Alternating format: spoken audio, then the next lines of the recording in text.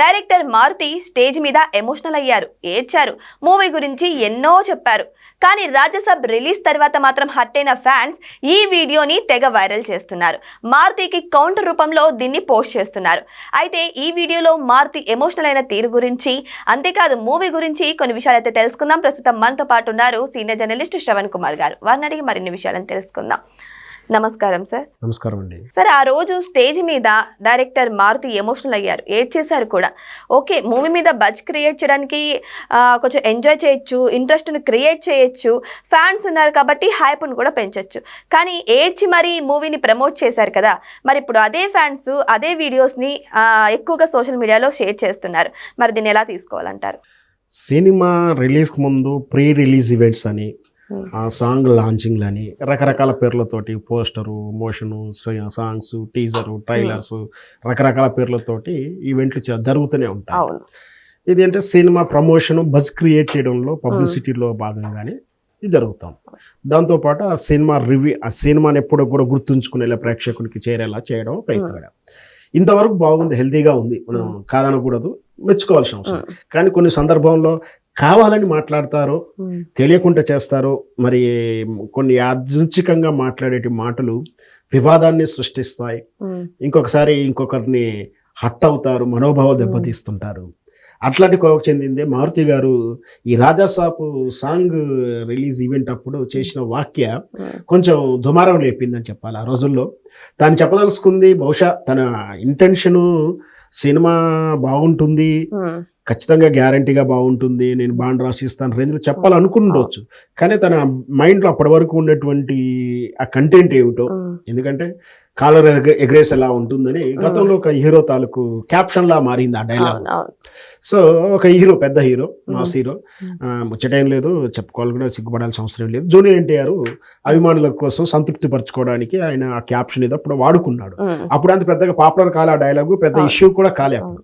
కానీ ఎప్పుడైతే ఆ డైలాగును కోట్ చేస్తూ మారుతి మేము కాలర్ ఎగరేసుకుంటాం, అదే వేసుకుంటాం అని ఏం చెప్పము, కానీ సూపర్ ఉంటుంది అది. అంటే ఇప్పుడు చిన్న భార్య మంచిది అంటే ఆటోమేటిక్గా పెద్ద భార్య బాగలేంది అని దాన్ని ఇచ్చినట్టుగానే ఉంటుంది. ఆ రోజుల్లో చాలా విమర్శలు వచ్చాయి. హీరో జూనియర్ ఎన్టీఆర్ అభిమానులు కాస్త సీరియస్ అవ్వడం, రకరకాల ట్రోల్ చేశారు కూడా మారుతిని. ఈ మధ్యకాలంలో సోషల్ మీడియా ఫ్రీడమ్ ఎక్కువై మరి అభిమానులు కూడా రెండుగా చీలిపోయి ఆ సినిమా హీరోలని వీళ్ళు ఈ సినిమాలో ట్రోల్ చేయడం ఇవన్నీ చూస్తూనే ఉన్నాం. అయితే అది కాస్త 2-3 రోజుల్లో అదే ట్రోలింగ్ ఏదో జరిగింది, ఆ తర్వాత మర్చిపోయారు.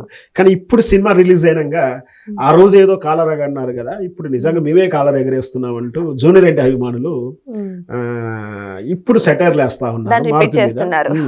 అంటే వాళ్ళ ఉద్దేశంలో ఇప్పుడు వచ్చిన రాజాసేపు వాళ్ళు అనుకున్నంత సినిమా అంతగా లేదు. సో నిజంగా మా హీరో మా కాలర్ ఎగరేస్తే గొప్పతనం అన్నట్టుగా మారుతి గారిని ట్రోల్ చేస్తున్నారు. సరే, ఇప్పుడు సినిమా మొదటి రోజు 2 ఆటలు అయినప్పటికీ మనం సినిమా మీద డిసైడ్ ఫ్యాక్టర్ మార్కులు మనం ఏం చేయలేము. వాస్తవానికి అయితే డిబేట్ టాక్ వచ్చిన వాస్తవం. చాలా సినిమాలు మొదటి 2 రోజుల తర్వాత పికప్ అందుకునే విధానం మనం చూస్తూ ఉంటాం. కొన్ని 2 వారాల తర్వాత పికప్ అందుకునే చిత్రాలు చూస్తాము. మొత్తం మీద సినిమా హై పిచ్ రేంజ్లో ఎక్స్పెక్టేషన్ ఉండడం అనేది ఈ సినిమా. ఎందుకంటే ప్రభాస్ మల్టీ లెవెల్ దాటేసి, అంటే మల్టీ లాంగ్వేజ్ లెవెల్ దాటేసి ప్యాన్ వరల్డ్ స్థాయికి వెళ్ళడం, వివిధ దేశాల్లో కూడా ఫ్యాన్స్ ఉండడం, ఓన్లీ తెలుగే కూడా ఆ దేశ లాంగ్వేజ్, అంటే మన చైనాకి వెళ్తే చైనా ఇట్లా లాంగ్వేజ్ ఫ్యాన్స్ ఉండడం, ఇంతమందిని అంటే దేశంలో కాకుండా విదేశాల్లో ఉన్నటువంటి మనుషుల అభిమానుల మైండ్ సెట్ను రీచ్ అవ్వడానికి కొంచెం టైం పడుతుంది. ఎందుకంటే వాళ్ళందరిని అర్థం చేసుకోవడానికి, అందరికీ సాటిస్ఫై అయ్యేలా కథను తయారు చేయడం, ప్రభాస్ను హ్యాండిల్ చేయడము, ప్లస్ బడ్జెట్ ఇవన్నీ కూడా ఉంటాయి కాబట్టి. సో ఆ ఈక్వేషన్లో కొంచెం ఏదో గ్యాప్ వచ్చి ఉండొచ్చేమో. కానీ ఈ సినిమాకి బాగా బజ్ క్రియేట్ చేశారు కాబట్టి ఈ ఎక్స్పెక్టేషన్ తోటి సినిమాకి వెళ్ళారు. సో అంత అనుకున్నట్టుగా లేనప్పుడు అంత మాత్రాన సినిమా అప్పుడే ఏం పోయినట్టేం కాదు. సినిమా నాకు తెలిసినదైతే మంచిగానే ఉంది. సో ప్రభాస్ గారికి అయితే సంక్రాంతి బరిలో ఉన్నాడని నేను భావిస్తున్నాను. కానీ ఆ ఫ్యాన్స్, అంటే ఆ హీరో ఫ్యాన్స్ అయితే కాలర్ ఎగరేసేసి చెప్తున్నారు మారుతి గురించి. మరి ఇప్పుడు ప్రభాస్ ఫ్యాన్స్ రియాక్షన్ ఏంటి సార్? ప్రభాస్ ఫ్యాన్సే అండి, ఎవరైనా సరే. సినిమా ఇప్పటికి వచ్చిన అదే నేను చెప్పుకొచ్చింది ఏమిటంటే బాగా ఎక్స్పెక్టేషన్తో వెళ్తాము. అంటే ఇప్పుడు చాలా చిత్రాల్లో మనం చూసాం, ఒక సినిమా సూపర్ డూపర్ హిట్ అయిన తర్వాత నెక్స్ట్ వచ్చే సినిమా చాలా ఫ్లాప్ అయిన సందర్భాలు మనం చాలా సార్లు చూసాం. సూపర్ స్టార్ కృష్ణ గారిని చూసినా, చిరంజీవి గారి దగ్గర నుంచి చూసినా, ఎవరి దగ్గర బాగా సూపర్ డూపర్ హిట్ అయిన తర్వాత ఆ నెక్స్ట్ సినిమా మీద అదే రేంజ్ ఎక్స్పెక్టేషన్ కానీ ఆ ఫ్లేవర్ కానీ అంత అదే కనిపిస్తుంటే అది కాదు ఏదని అనిపించినప్పుడు కొంచెం డిజాస్టర్ అవ్వడం కానీ డిసప్పాయింట్ కావడం జరుగుతుంది.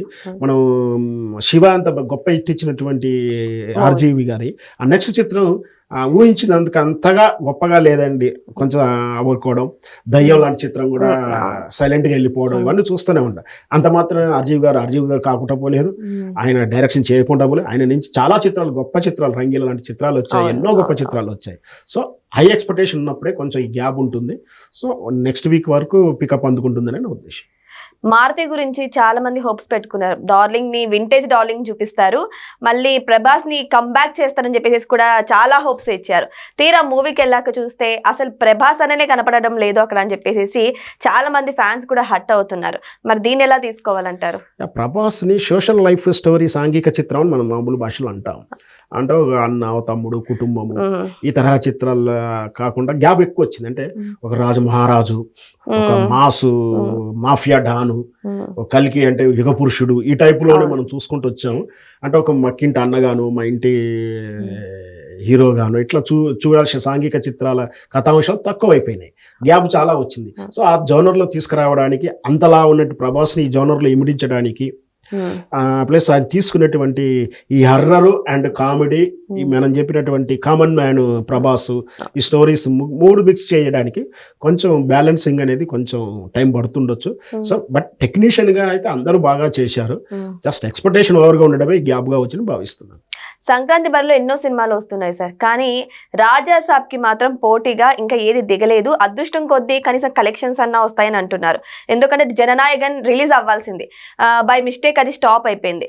సో దీనివల్ల అయినా సరే రాజా సాబ్కి కలెక్షన్స్ పెరుగుతాయంటారా? ఖచ్చితంగా రాజాసాబ్ కలెక్షన్. ఇప్పుడు సంక్రాంతి సినిమా ఏదొచ్చినా ఎన్నొచ్చినా ఖచ్చితంగా అన్ని సినిమాలు చూస్తారు ప్రేక్షకుడు.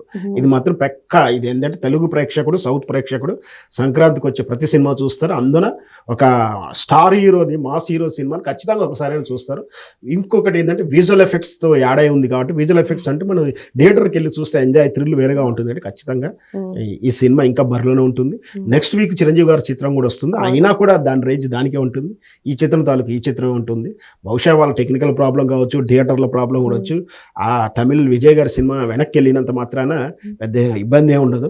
థియేటర్లు ఎందుకంటే ఉన్నాయే నలుగురు చేతులు, 5 చేతుల్లో వాళ్ళ ఓన్ చిత్రాలు, వాళ్ళ ప్రొడక్షన్ ఉన్నాయి కాబట్టి వాళ్ళకి ప్రయారిటీ ఇస్తారు. సో కాస్త ఒక నెల, వారం, 2 వారాలు ఓపిక పడితే మళ్ళీ థియేటర్లు ఫ్రీ అయినప్పుడు వాళ్ళ చిత్రం రిలీజ్ చేసుకుంటుండవచ్చు. అయినా సరే గత 2 వారాలకి రిలీజ్ అయినట్టు అఖండ 2, ఇప్పుడు రిలీజ్ అయినటువంటి రాజాసాబ్, రేపు రిలీజ్ అయ్యేటువంటి చిరంజీవి గారి చిత్రం 3 కూడా సంక్రాంతి బరిలో భావించి 3 కూడా సక్సెస్ అవుతాయని భావిద్దాం. సో ఏదేమైనా సరే ఇప్పుడు ఆ హీరో యొక్క ఫ్యాన్స్ మాత్రం ఫుల్ ఖుషి అవుతున్నారు.